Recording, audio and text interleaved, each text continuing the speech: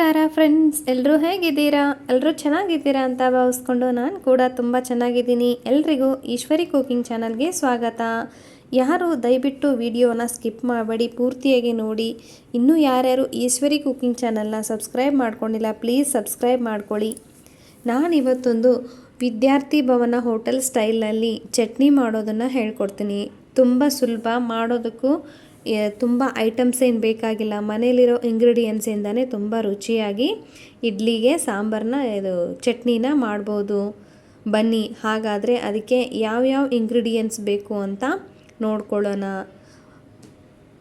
ಮೊದಲಿಗೆ ನಾವು ಒಂದು ಗ್ಯಾಸ್ ಸ್ಟವ್ನ ಆನ್ ಮಾಡಿಕೊಂಡು ಅದಕ್ಕೆ ಕಬ್ಬಿಣದ ಪಾತ್ರೆ ಅಥವಾ ಕಬ್ಬಿಣದ ತವೆನ ಇಟ್ಕೊಂಡು ಖಾರಕ್ಕೆ ಅನುಗುಣವಾಗಿ ಹಸಿರು ಮೆಣಸಿನ್ಕಾಯಿನ ಸ್ವಲ್ಪ ಎಣ್ಣೆ ಹಾಕಿಬಿಟ್ಟು ಚೆನ್ನಾಗಿ ಫ್ರೈ ಮಾಡ್ಕೊಳ್ಬೇಕಾಗುತ್ತೆ.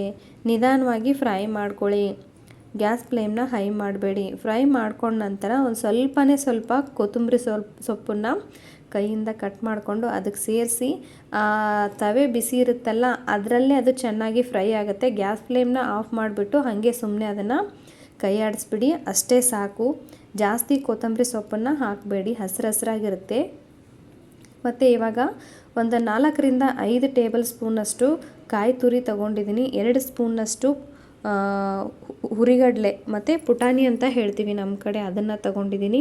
ಮತ್ತು ಫ್ರೈ ಮಾಡಿಟ್ಟುಕೊಂಡಿರುವಂತಹ ಹಸಿರು ಮೆಣಸಿನ್ಕಾಯಿ ಮತ್ತು ಶುಂಠಿ ಮತ್ತು ರುಚಿಗೆ ತಕ್ಕಷ್ಟು ಉಪ್ಪು, ಹುಣಸೆಹಣ್ಣು. ಇವಾಗ ಒಂದು ಮಿಕ್ಸಿ ಜಾರನ್ನ ತೊಗೊಂಡು ಅದಕ್ಕೆ ಪುಟಾಣಿ ಮತ್ತು ಫ್ರೈ ಮಾಡಿಟ್ಕೊಂಡಿರುವಂಥ ಹಸಿರು ಮೆಣಸಿನ್ಕಾಯಿ, ಕೊಬ್ಬರಿ ಹಾಗೆ ಮತ್ತು ಶುಂಠಿನ ಸಿಪ್ಪೆ ಬಿಡಿಸ್ಕೊಂಡು ಒಂದು 2 ಇಂಚಿನಷ್ಟು ಇಟ್ಕೊಂಡಿದ್ದೀನಿ. ಮತ್ತು ಸ್ವಲ್ಪ ಹುಣಸೆಹಣ್ಣು, ರುಚಿಗೆ ತಕ್ಕಷ್ಟು ಉಪ್ಪನ್ನು ಅದಕ್ಕೆ ಆ್ಯಡ್ ಮಾಡಬೇಕಾಗತ್ತೆ.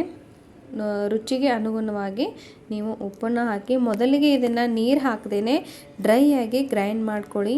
ಗ್ರೈಂಡ್ ಮಾಡ್ಕೊಂಡ ನಂತರ ಅದು ಈ ಥರ ಗ್ರೈಂಡ್ ಆಗಿದೆ. ಇವಾಗ ಇದಕ್ಕೆ ಒಂದು ಅರ್ಧ ಲೋಟದಷ್ಟು ನೀರನ್ನು ಆ್ಯಡ್ ಮಾಡ್ಕೊಳ್ಳಿ. ಆ್ಯಡ್ ಮಾಡಿಕೊಂಡು ಮತ್ತೆ ಇದನ್ನು ನೈಸಾಗಿ ಪೇಸ್ಟ್ ಮಾಡ್ಕೊಳ್ಳಿ. ನೋಡಿ, ಇವಾಗ ಪೇಸ್ಟು ರೆಡಿ ಆಗಿದೆ. ಮೇಲೆ ಮತ್ತೆ ಸ್ವಲ್ಪ ಕೊತ್ತಂಬರಿ ಸೊಪ್ಪನ್ನು ಕೈಯಿಂದ ಕಟ್ ಮಾಡಿಕೊಂಡು ಅದಕ್ಕೆ ಹಾಕಿ ಮತ್ತೆ ಒಂದು ರೌಂಡು ಅದನ್ನು ಗ್ರೈಂಡ್ ಮಾಡ್ಕೊಂಡು ಪಕ್ಕಕ್ಕೆ ಇಟ್ಬಿಡಿ. ಇವಾಗ ಅದಕ್ಕೆ ಒಗ್ಗರಣೆ ರೆಡಿ ಮಾಡ್ಕೊಳ್ಳೋಣ. ಗ್ಯಾಸ್ ಸ್ಟವ್ ಮೇಲೆ ಆನ್ ಮಾಡಿಕೊಂಡು ಒಂದು ಪಾತ್ರೆ ಇಟ್ಕೊಂಡು ಸ್ವಲ್ಪ ಎಣ್ಣೆ ಹಾಕಿದ್ದೀನಿ. ಎಣ್ಣೆ ಬಿಸಿ ಆದಮೇಲೆ ಸ್ವಲ್ಪ ಸಾಸಿವೆ, ಸ್ವಲ್ಪ ಜೀರಿಗೆ ಮತ್ತು ನಾವು ಇಂಗನ್ನು ಸ್ವಲ್ಪ ಹಾಕ್ತೀವಿ. ಇಂಗು ಹಾಕೋದ್ರಿಂದ ಬೇಗ ಚಟ್ನಿ ಕೆಡೋದಿಲ್ಲ. ಇಂಗನ್ನು ಹಾಕಿ ಸ್ವಲ್ಪ ಕರಿಬೇವು ಸೊಪ್ಪನ್ನು ಜಾಸ್ತಿನೇ ಹಾಕ್ತೀವಿ. ಹಾಕ್ಬಿಟ್ಟು ಕೆಂಪಗಾಗೋವರೆಗೂ ಫ್ರೈ ಮಾಡಿಬಿಡಿ. ಈ ಟೈಮಲ್ಲಿ ಗ್ಯಾಸ್ ಫ್ಲೇಮ್ನ ಆಫ್ ಮಾಡ್ಕೊಂಡ್ಬಿಡಿ. ತುಂಬ ಫ್ರೈ ಮಾಡಿದ್ರೆ ಸೀದೋಗೋ ಚಾನ್ಸಸ್ ಇರುತ್ತೆ. ಸ್ವಲ್ಪ ಕೆಂಪಾದಮೇಲೆ ಅದನ್ನು ಎತ್ತಿ ಈ ಥರ ಸ್ವಲ್ಪ ಶೇಕ್ ಮಾಡಿಬಿಡಿ. ಗ್ಯಾಸ್ ಫ್ಲೇಮ್ನ ಆಫ್ ಮಾಡ್ಕೊಂಡ್ಬಿಡಿ. ನೋಡಿ, ಇವಾಗ ಚಟ್ನಿಗೆ ಒಗ್ಗರಣೆ ರೆಡಿಯಾಗಿದೆ. ಅದನ್ನು ಕೂಲ್ ಆಗ್ಲಿಕ್ಕೆ ಇಟ್ಬಿಡಬೇಕು. ನೋಡಿ, ಇವಾಗ ಕೂಲ್ ಆಗಿದೆ. ನಾನು ಇದಕ್ಕೆ ರುಬ್ಬಿಟ್ಕೊಂಡಿರುವಂತಹ ಚಟ್ನಿನ ಮಿಕ್ಸ್ ಮಾಡಿಕೊಂಡು ಚೆನ್ನಾಗಿ ಕಲಿಸ್ಕೊಳ್ತಾ ಇದ್ದೀನಿ. ಬೇಕಂದರೆ ಈ ಟೈಮಲ್ಲಿ ನೀವು ಟೇಸ್ಟ್ ನೋಡ್ಕೊಳ್ಳಿ. ಉಪ್ಪು ಏನಾದರೂ ಕಡಿಮೆ ಆಗಿದ್ದರೆ ಆ್ಯಡ್ ಮಾಡ್ಕೊಳ್ಳಿ. ನೋಡಿ, ಎಷ್ಟು ಸೂಪರಾಗಿ ತುಂಬ ಚೆನ್ನಾಗಿ ರೆಡಿಯಾಗಿದೆ. ಬಿಸಿ ಇಡ್ಲಿ ಜೊತೆ ವಿದ್ಯಾರ್ಥಿ ಭವನದ ಹೋಟೆಲ್ ಸ್ಟೈಲ್ನಲ್ಲಿ ಚಟ್ನಿ ರೆಡಿಯಾಗಿದೆ. ಎಲ್ಲರೂ ಒಂದ್ಸರಿ ಇದನ್ನು ಟ್ರೈ ಮಾಡಿ. ಮಾಡೋದು ತುಂಬ ಸುಲಭ, ಜಾಸ್ತಿ ಇಂಗ್ರೀಡಿಯೆಂಟ್ಸ್ ಏನು ಬೇಕಾಗಿಲ್ಲ. ಇದಕ್ಕೆ ಕಡಲೆ ಬೀಜನೂ ಬೇಕಾಗಿಲ್ಲ. ತುಂಬ ರುಚಿಯಾಗಿರುತ್ತೆ. ಎಲ್ಲರೂ ವಿಡಿಯೋನ ಪೂರ್ತಿಯಾಗಿ ನೋಡಿ.